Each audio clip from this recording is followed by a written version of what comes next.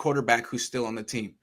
I don't think 6 months ago, last time we did a show, you would have expected this. What do you think about the fact that Jimmy Garoppolo, it's April 12th, 2022, and Jimmy Garoppolo is still on the roster? I think it's a tremendous failure of leadership of the 49ers. And I want to be really, really clear about this. Jimmy Garoppolo is not good enough. He's a pretty good quarterback with tremendous deficiencies. He seems like a good teammate and a very nice man. I've never met him. But he is not good enough to get this team where it should want to go, which is to a Super Bowl victory. They have not had a Super Bowl victory since 1995. They have never had a Super Bowl victory under this York regime. Mm-hmm. This kid was a good stopgap. Yeah. But he is not good enough. And they should have gotten rid of him a long time ago. Yeah. As you know, Iggy, last week I was in contact with a former 49ers assistant coach who was on the Bill Walsh squads. He told me a couple of things. He said, first of all, Bill never would have wanted, in his opinion, Bill never would have wanted Jimmy because he's not good enough. Bill would have been frustrated with Jimmy because he couldn't. Bill saw in his mind how the game would play and what the quarterback. Yeah. He had Joe Montana and Steve Young, what they would do. Right. Jimmy can't do those things.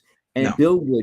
Bill, who could be very caustic and had the highest standards, never would have had him. Or if he had him, he would have dumped him like he did Steve DeBerg. There's no question in my mind, and there was no question in this coach's mind. The other thing, I'm going to bring the other one up later. But we'll talk about that later. But it's pretty clear that like if Jimmy Garoppolo was good, not even great, good, the Niners probably would have won a Super Bowl the last few years. I mean, they had everything. They had the defense. They had the weapons at wide receiver, tight end. They had the run game. What did they not have? They didn't have the quarterback.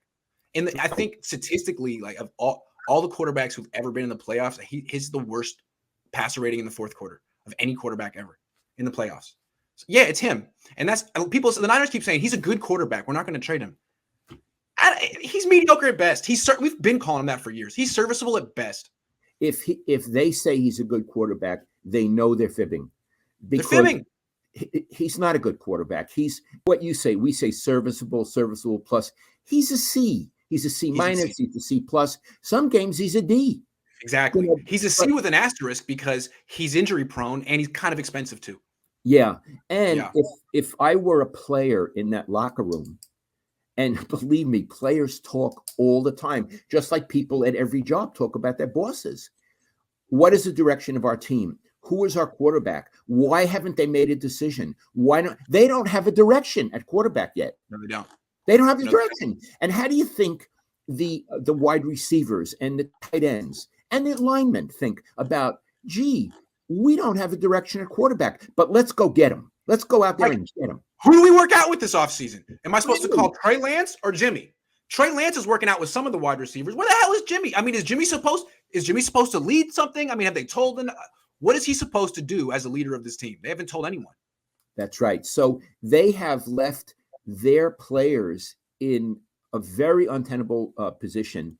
And as much as I was on their side, am on their side about Debo, not this. Listen, I'll give you an example. The Rams went out and got Stafford. They showed they were decisive. They got him and won the Super Bowl. And if I'm in that locker room, I'm saying, how come we didn't get Stafford or somebody like that? Right, because with the Rams, it was made a drastic move. Goff, you're not good enough. You're out. Yeah. We're bringing in someone else. The Niners were like, Jimmy, you're not good enough, but you're staying. And we're getting someone else, but we're not going to play him. But you're on notice, buddy. You're not good enough, but you're also our starting quarterback. We have no confidence in you, but we want you to take us to the Super Bowl. Like, what kind of mixed message is that? The Rams don't do stuff like that. No. God love them. Yeah. And what I want to say is not only the Rams, good organizations don't do stuff like that. I'm not in with the Niners, but I'd like to know who's the brain trust who figured this out. What a bad look for a franchise. And here's the point. This isn't the Denver Broncos, who, by the way, went out and got a great quarterback. This is the San Francisco 49ers. They're at the level of the New York Yankees. They're Yes. an iconic franchise in sports in America, and they're acting like confused high schoolers. Yeah. And so my question to you is, I know it's impossible to know, but you covered all of Eddie DeBartolo, and you know what the team used to be like. What would he have done in this situation? I mean, where's the leadership here? Where's the Yeah, urgency? Eddie. First of all, Eddie would have talked to Bill, Okay. and the Yeah. two of them would have. You know what would have happened? What? They would have gotten rid of Jimmy First of all, they probably wouldn't ever have taken Jimmy. They wouldn't have given him all that money after 5 games because Bill would have seen what he was. And you know what they would have done? They would have got Stafford. Yeah. They would have gone out and got Stafford. Probably. They went out and got Steve Young. Yes. They got someone who was a veteran. They had Joe Montana, and they got Steve Young. And Joe and Steve had, I don't say they disliked each other, but it was a competitive, uncomfortable relationship. Bill didn't care. Eddie didn't care. I want the two best quarterbacks. We'll work it out. They would have gone and got Matthew Stafford. They wouldn't have. They are floundering right now. And I find it amazing. And there's so many different ways to interpret it. One is that they're down. They don't believe in Trey Lance. One is that they're so small-minded. They think getting a draft pick for Jimmy Garoppolo, like a comp pick next year, just when he leaves, is more important than any salary cap money they could create right now. I mean, there's a million different ways to interpret it, but it just looks like the team has no direction. Yeah, another way to interpret it is incompetent. Incompetent. I have a question for you. Yeah. On day 1 of the regular season, do you believe Jimmy will be on the roster? I do. Ooh, I don't. Do you? Oh, let's bet a bottle of wine here. Let me explain why I think he will be. And I usually lose these bets with you. So let's just I'm prepared to lose. But why I think Jimmy will be on this team week 1, I don't think there's a trade market for him. Are you there? I don't think. Can you hear me? Did I lose you? Did you hear me? Did you hear me? Okay. So I don't think he's getting traded. I don't think there's a trade market for him, and I don't think they have the guts to cut him.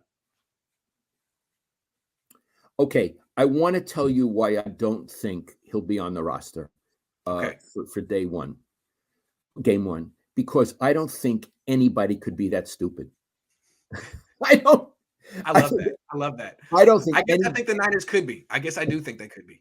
But so, I hope you're right. Because keeping him week 1 would be as stupid as trading Debo, right?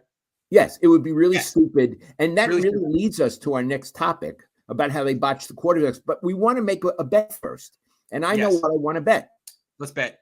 I'm getting into light French red wines because as an old man, and I love Beaujolais. There you go. So whoever loses the bet owes the other guy a Beaujolais of at least $35. Are you guys hearing this? Yeah. Well, your stepson, my brother, Brian Strauss, says, great to see my 2 favorite guys back in action together. Welcome back. Doc, Beaujolais on me, guys, to celebrate. I can't wager my brother's Beaujolais, though. I will get my own Beaujolais and put it up. Okay, so let's clarify the bet. The bet is I'm saying Jimmy will not be on the roster for game 1 of the regular season, and you say he will be. He will be. It's a very clear bet, and we have witnesses. And I'm going with this because I'm cynical. Somehow I'm much more cynical than my 76-year-old father. I don't know how it happened. You raised me this way, Dad. It's your fault. I know. You know what? I did a lot of bad things in raising you. It's all your fault. Joshua says, sorry? I'm trying to make up for it now. If Joshua says if Debo is the franchise, why is it that an indictment of Kyle? Isn't the formula to have Kyle manufacture an offense and spend the money on a defense? That's like saying Bill Walsh should have traded Roger Craig and Jerry Rice and focused on defense. I mean, no, you got to have both. It's a full team. You got to have the horses. Matthew says, Lowell, good to see you back. Thank you for reminding the younger viewers what the standard of organization ought to be. Super Bowl victories, not Moneyball, says Matthew. Isaiah says, I've been on vacation for 3 weeks. What did I miss? Nothing. Debo Samuel, unhappy, reportedly. Although that's unconfirmed. He may not be talking about football. He could always say that. Will says, Grant, I apologize because I thought you was tough on the team, but Pop is a lot tougher on the team than you. And I'm all here for it. Salute, Pop. Thank you. Justin says, even when their Debo and Jimmy situation gets resolved, should someone still be fired for how long it's taken? I don't have an opinion on that. I don't really care. Yeah. Let's see how it gets resolved.